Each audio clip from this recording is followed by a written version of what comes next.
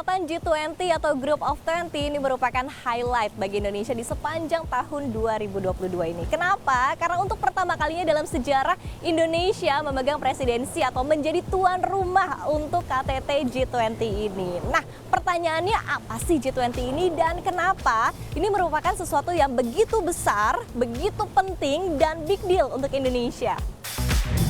G20 sendiri merupakan forum internasional di mana negara-negara dengan 20 perekonomian terbesar di dunia ataupun juga kawasan dengan perekonomian terbesar di dunia ini tergabung di dalamnya. Nah, poin-poin yang dibahas ini adalah terkait dengan perekonomian dan juga pembangunan. Nah, selain itu, sebetulnya negara-negara anggota G20 ini menggambarkan 80% PDB dunia, 75% ekspor global, dan 60% populasi dunia. Nah, siapa saja negara atau anggota kawasan dari partisipan G20?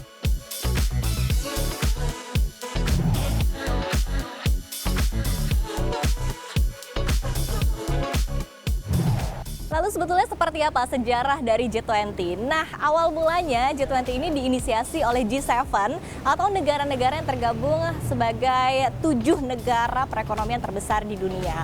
Nah, untuk menciptakan pertumbuhan ekonomi yang lebih inklusif, kemudian juga lebih merata dan berkelanjutan, akhirnya negara-negara ini pun mengajak negara-negara lainnya untuk bergabung dalam G20. Nah, pada awal mula dibentuknya G20, pertemuan ini terbatas di tingkat Menteri Keuangan dan juga bank-bank sentral. Namun pada tahun 2008, akhirnya kepala negara pun diajak dalam pertemuan puncak G20 ini untuk membahas isu-isu terkait dengan ekonomi pembangunan non-keuangan. Sehingga akhirnya terbagi dua pilar, yaitu adalah pilar Finance Track dan juga Sherpa Track, yaitu membahas terkait dengan tadi ya isu-isu ekonomi dan pembangunan non-keuangan yang dibahas oleh para kepala negara. Seperti yang tadi di-mention, Indonesia untuk pertama kalinya dalam sejarah mendapatkan penghormatan sebagai presidensi atau tuan rumah untuk G20.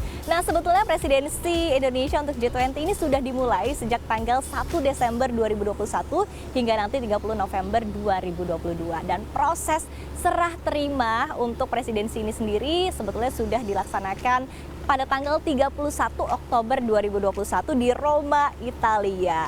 Nah, untuk presidensi Indonesia sendiri sebetulnya sudah dijadwalkan lebih dari 180 rangkaian acara. Terdiri dari engagement group, working groups, dan juga pertemuan di tingkat menteri. Dan pada akhirnya isu ini nanti akan dibawa ke KTT atau pertemuan di tingkat para kepala negara yang akan berlangsung pada tanggal 15 hingga 16 November mendatang.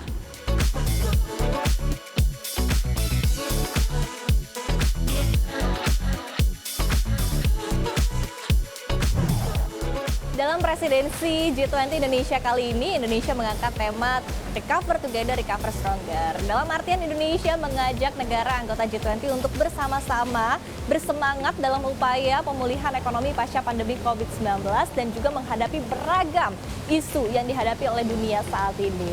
Nah, terkait dengan 3 isu atau prioritas utama yang dibahas dalam KTT G20 ini sendiri, sebetulnya ada 3 poin utama, yaitu adalah terkait dengan penguatan arsitektur kesehatan global, kemudian terkait dengan seperti apa upaya dari negara anggota G20 untuk bersama-sama menghadapi isu pangan dan juga energi, dan yang terakhir adalah terkait dengan transformasi digital. Nah, dengan prinsip inklusivitas, Presiden Joko Widodo pun menekankan konsep Leave no one behind. Dalam artian adalah agar hasil atau upaya yang didapat dari KTT G20 ini tidak hanya bermanfaat bagi negara anggota atau partisipan G20, tetapi juga seluruh dunia, termasuk negara berkembang, negara dengan pulau-pulau kecil, dan juga masyarakat rentan. Lalu seperti apa keuntungan atau manfaat Indonesia sebagai pemegang presidensi G20? Sebetulnya ada banyak banget ya keuntungan bagi Indonesia. Yang pertama adalah terkait dengan manfaat ekonomi. Nah, apalagi pasca pandemi COVID-19, kita ketahui adalah Bali sebagai salah satu provinsi yang paling terdampak dengan pandemi. Dengan adanya 20.000 lebih delegasi yang masuk ke Indonesia, khususnya di Bali, maka hal ini bisa mendorong pemulihan ekonomi Bali lebih cepat. Kemudian kita lihat juga dari sisi seperti apa Indonesia berkesempatan untuk mendorong atau menunjukkan seperti apa concern Indonesia terhadap isu-isu penting dunia, apalagi terkait dengan beragam tantangan yang ada di sepanjang tahun 2022. Dan yang terakhir dan tidak kalah penting adalah terkait dengan kesempatan Indonesia untuk bisa menggait kerjasama dengan pihak internasional, apalagi dengan banyaknya kepala negara yang datang, kemudian juga para pelaku usaha yang datang ke Indonesia. Dengan adanya G20 ini, maka Indonesia berkesempatan untuk menunjukkan potensi seperti apa Indonesia untuk kerjasama dengan pihak-pihak asing. Dan masih banyak tentunya manfaat lain yang didapatkan oleh Indonesia sebagai pemegang presidensi G20. Sebetulnya presidensi G20 kali ini begitu menantang, terutama bagi Indonesia. Kenapa? Karena situasi geopolitik dunia yang saat ini juga banyak tidak menentu terkait dengan konflik antara Ukraina dan juga Rusia yang masih belum berakhir, dan adanya harapan bahwa isu ini bisa diangkat di tingkat KTT atau pertemuan tingkat kepala negara yang akan berlangsung pada tanggal 15 hingga 16 November mendatang. Nah, tentu kita akan memantau seperti apa nanti situasi perkembangannya dan juga isu-isu yang dibahas di dalam KTT G20 nanti. Dan yang paling penting adalah kita sebagai tuan rumah harus menunjukkan yang terbaik untuk penyelenggaraan KTT G20 kali ini. Syarifah Rahmat, Terry Fasdiba, dan juga tim liputan dari CNBC Indonesia langsung dari Nusa Dua Bali. CNBC Indonesia, Beyond Business.